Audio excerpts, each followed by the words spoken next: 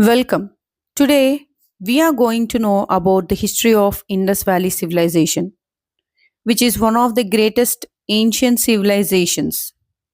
No, this is the greatest civilization itself. And this is also called as the cradles of civilization, like Mesopotamia and the Egypt. And Indus Valley civilization stood extraordinary for its vast region and very well planned cities. So, firstly, we have to know about what is Indus Valley Civilization. Is it one of the world's earliest civilizations? How vast it is? How did cities like Mohenjo-daro and Harappa were very well planned? Whom did they trade with? What goods did they exchange? What are the mysterious Indus Valley scripts? Why can't we read them? If they produced cotton long back, then did they woven cloths too? Are they that advanced to even weigh while trading goods? What are the trading techniques they followed using standardized weights and measures? What do they believe in? Are they religious? What was Linga idol telling us? What is Pashupati Nath seal? What is swastik about? What was the terracotta mother of goddess idol telling us? And these are all used by the modern day Indian Hindu people as religious objects. Are they connected? Why are Indian Hindus following Indus religions? How about seals, pottery, jar, jewelry, sculptures reveals about their lifestyle? What are the causes for their mysterious decline? Why do historians debate its end? No names of kings, not about triumphs.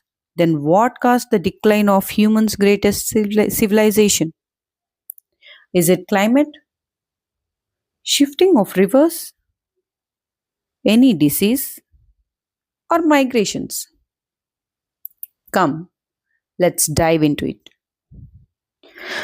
The Indus Valley Civilization, the complete history of Harappans.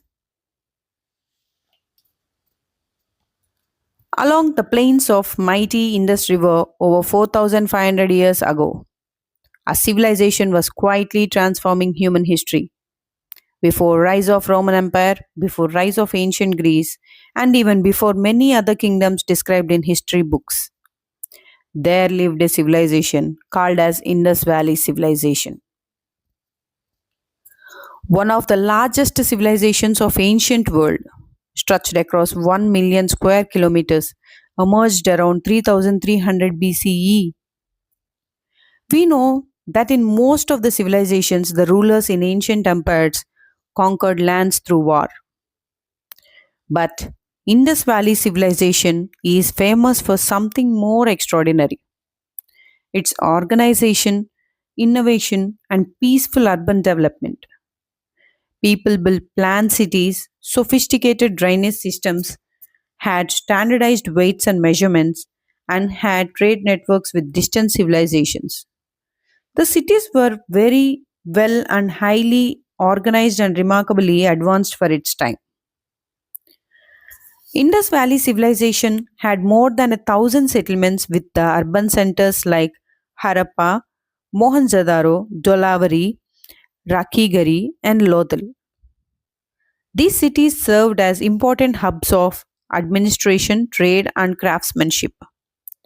Beneath the earth, archaeologists discovered beautifully crafted seals, intricate jewelry, pottery, tools, and evidences of prosperous society with precision, planning, and skilled craftsmanship.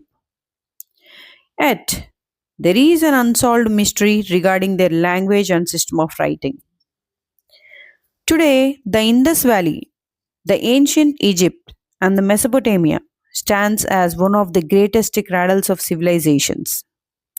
Their innovations influenced urban planning, engineering, and commerce that continue to fascinate archaeologists and historians.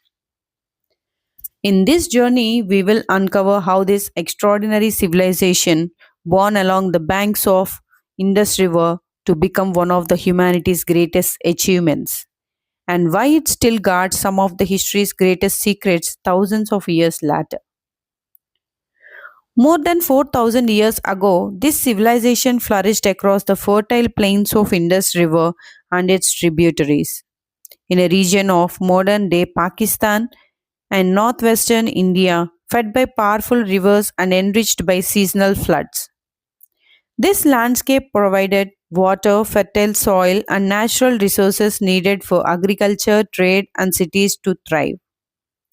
But the Indus Valley civilization was far more than a collection of settlements along a single river between 2600 and 1900 BCE. It covered an area of over 1 million square kilometers, as it is one of the ancient world's largest civilizations. It is stretched from the mountains of Afghanistan in the west to the plains of Haryana in the east, from the foothills of Himalayas in the north to the coast of Gujarat in the south. Later, archaeologists discovered more than 1,000 sites across this vast region with a network of villages, towns, ports, and great cities connected by trade and similar cultural traditions. Among all cities, Harappa and Mohenjo-daro stood famous for their planned streets and advanced drainage systems. And Dolavri located at an island in the salt desert of Gujarat with remarkable water management techniques. Meanwhile, Lothal acts as a major trading port linking the civilization to distant lands. And Rakigari, one of the famous Harappan's largest cities, demonstrates just how extensive and interconnected this civilization truly was. Despite of enormous distances, these cities of Indus Valley shared common building styles, standardized bricks, identical weights and measures, and similar forms of art and writing. Hence, this states that they had a strong system of connection, communication, trade, and cultural exchange across thousands of kilometers uniting these communities. The geography of Indus Valley civilization was not just the backdrop of its story, it was the foundation of its success. Rivers carried water and fertile soil, trade routes connected distant regions, and access to natural resources fueled growth and innovation. And the rivers which nourished the civilization might be responsible for its declination too. For that, first we should understand that how these ancient people transformed their vast landscape into one of the greatest civilizations that world had ever seen. Mohenjo-daro and Harappa, the two great urban cities centers of Indus Valley civilization, was too modern, which was built more than 4,000 years ago. Wide and straight streets intersect at perfect right angles. Houses are built neatly with mud bricks covered drain systems beneath the roads. Every home has access to clean water and private bathing areas. Later, archaeologists discovered that they followed a grid pattern with streets running north to south and east to west. This layout made transportation, trade, and daily life more efficient. These cities were divided into two sections: upper town with important public buildings, and lower town where most people lived and worked. The builders during those days followed common construction rules. The bricks they used were of identical size and perfectly baked. Many of the houses had multiple rooms, inner courtyards, staircases, and private wells. Bathrooms connected to covered drainage channels, which was a most remarkable achievement that carried wastewater away from homes. Covered brick lined underground channels connected to houses through smaller channels. There was an opening holes which allows the workers to maintain drains and prevents blockages. These civilizations of ancient world possessed such advanced drain system, and the cities built thousands of years later doesn't possess such infrastructure. Mohenjo-daro is a home to the famous Great Bath, a large waterproof brick structure may be used for ceremonies. Huge and massive granaries store surplus grains, whereas wide streets and open spaces suggest careful planning for trade, movement, and public gatherings. From Harappa in the north to Dolavari in the south and Lothal near the coast, followed the same principles of organized construction, urban planning, and standardized bricks. Appear again and again, suggesting uniformity that the Indus Valley civilization possessed skilled engineers, experienced architects, and an efficient administrative system capable of planning cities. More than 4,000 million years later, the archaeologists and historians amazed of master builders and urban planners with their thoughtful designs proves that the Indus Valley civilization was centuries ahead of their time. They trade with distant regions across Asia, the Middle East. Moreover, evidence shows that the Indus Valley civilization traded with Mesopotamia, modern day Iran, Iraq, Afghanistan, Central Asia, and regions around Arabian Peninsula, including Oman and Persian Gulf. Archaeologists discovered that in records of Mesopotamia, the Indus region was referred as Meluha, a land known for its exotic and high quality goods. Traders from these cities traveled by land routes through Iran and Afghanistan and by sea routes along the Arabian Sea using ports like Lothal to foreign markets. Merchants exported a variety of valuable and finely crafted goods like cotton textiles, highly prized for fine quality. Exported beads made from semi precious stones like carnelian, agate, and lapis lazuli, and beautifully carved seals. Other exports like pottery, ivory, timber, copper, shells, tools, grains, and spices. In return, they imported materials that were not locally available, like silver, tin, precious stones such as lapis lazuli from Afghanistan, gold, high quality timber, and luxury items from Mesopotamia and surrounding regions also. Exchange of goods shows this civilization was deeply connected to the ancient world. Their economy was not only based on local production but also on long distance trade, which helped cities to grow wealthy and richer. To support the trade, they developed a highly proportionate weight and measures. Discoveries showed carefully shaped cubic weights made of chert, limestone, and other stones with binary codes of their script. And whole civilization follows its merchants used these weights on balance scales to measure goods accurately during the local and long distance trade. The use of seals helped regulate trade and identify ownership. This civilization is famous for pure cotton textiles, where the Indus Valley civilization was the earliest in the world to cultivate cotton. Evidence shows the spindle whorls and impressions of woven textiles on seals and pottery shows that they had advanced spinning and weaving techniques long before other civilizations had. Cotton fibers were spun using hand spindled fitted with small stone or terracotta whorls, which helped to maintain steady rotation, allowing for more stronger uniform yarn. This yarn was woven into cloth using vertical or horizontal looms. They also practiced dyeing techniques. These cotton fabrics became one of the most important trade goods due to their softness, durability, and quality. Together, advanced techniques of woven cotton textiles and precise weights shows that the Indus Valley civilization was highly organized economy. While the people of Indus Valley civilization left behind no readable books or records that we can understand today, but Their stories were told through the objects they created and used every day. Seals, pottery, jars, jewelry, sculptures, tools, and household items provided us clues about how they lived, worked, traded, and expressed their beliefs.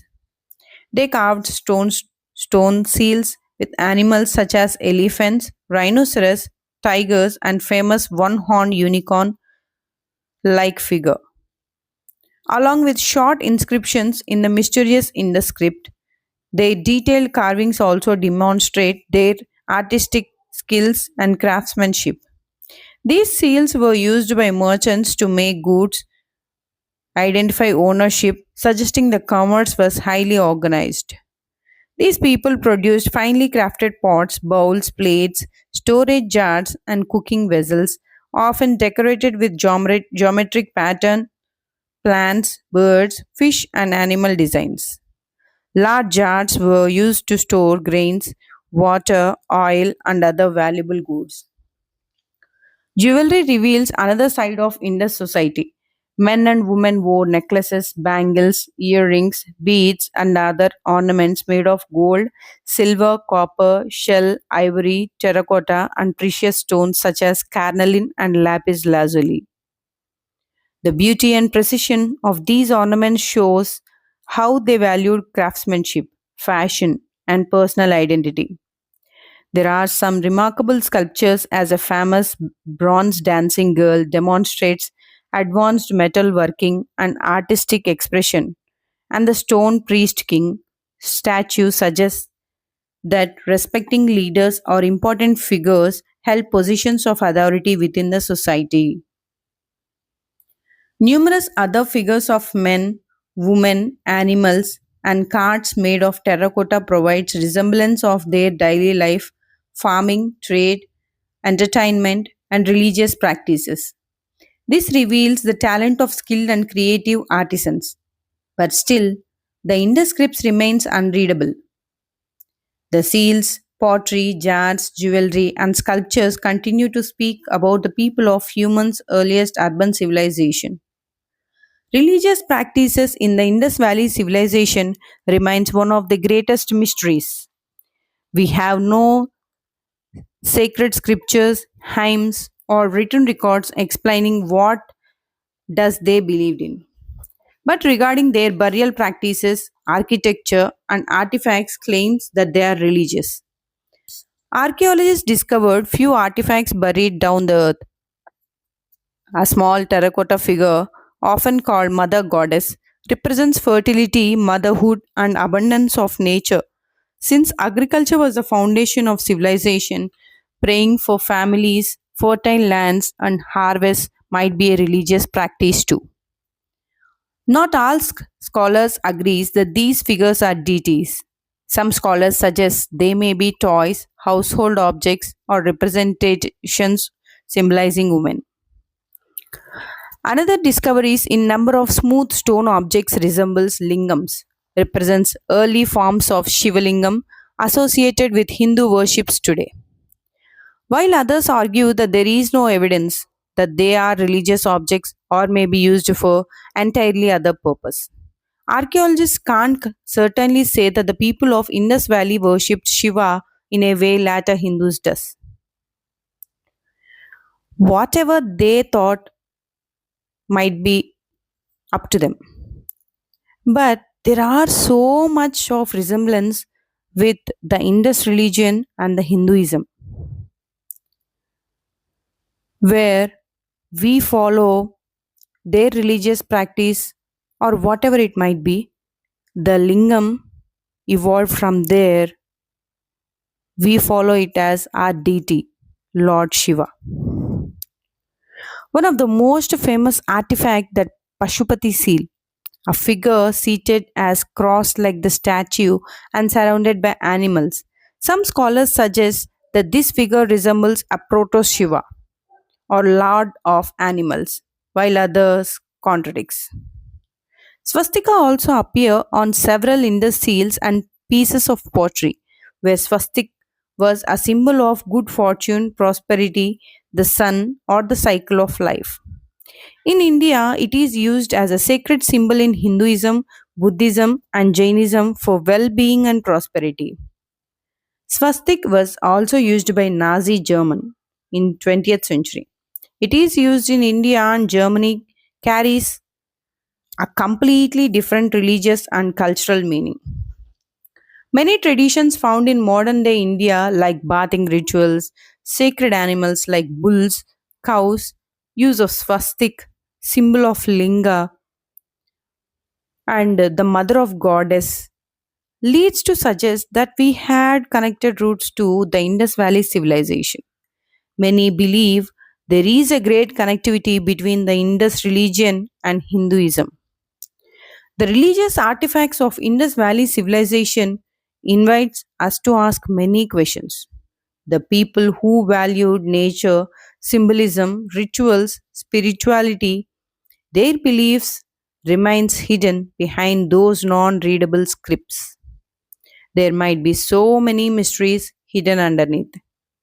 The Indus Valley civilization stood among the greatest civilizations on earth, flourished with the trade routes stretched across Asia and ancient world's most advanced urban centers. Then, around 1900 BCE, something changed. These great cities slowly faded, trade declined, many settlements were abandoned, and one of the greatest civilizations gradually disappeared. Unlike Egypt and Mesopotamia, Indus Valley left no evidence for its decline except undeciphered scripts. There are no kings describing battles, no words on disasters. We just pieced together the story from ruins, climate evidence, and ancient landscapes. Climate change, monsoon become weaker over time, drought less rainfall leading famine might decline the civilization. A civilization completely based on agriculture might have faced enormous pressure under those conditions.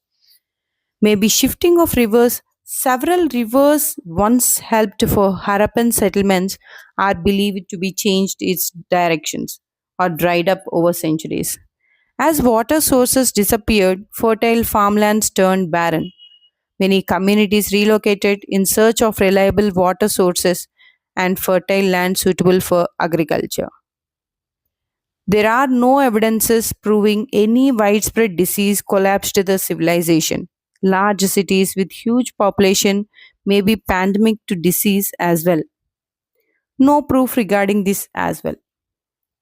For many years, some scholars debated that this civilization was destroyed by foreign invasion, but this was highly rejected as excavations uncovered no evidence of widespread warfare, burned cities, or mass destruction that would indicate any military conquest.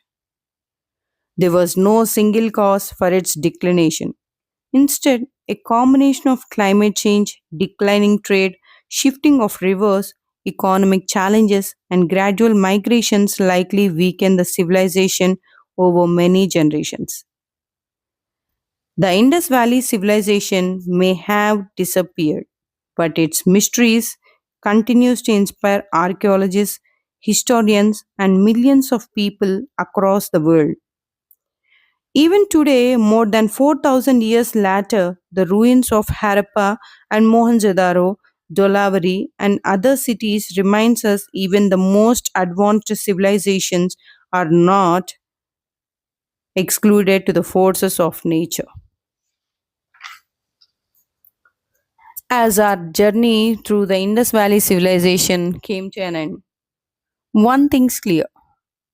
This is a civilization centuries ahead of its time, with mastered cities planning, sanitization, trade, engineering, craftsmanship.